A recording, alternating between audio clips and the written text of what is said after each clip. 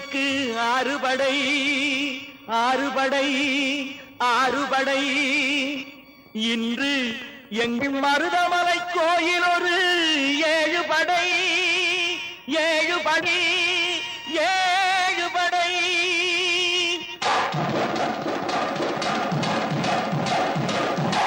மருதமலைக்கு நீங்க வந்து பாருங்க,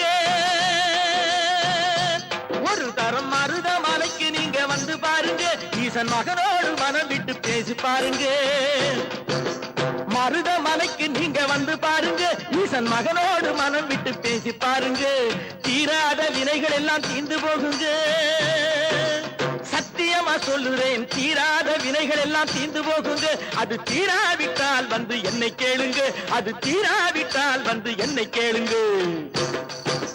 மருதமலைக்கு நீங்க வந்து பாருங்க.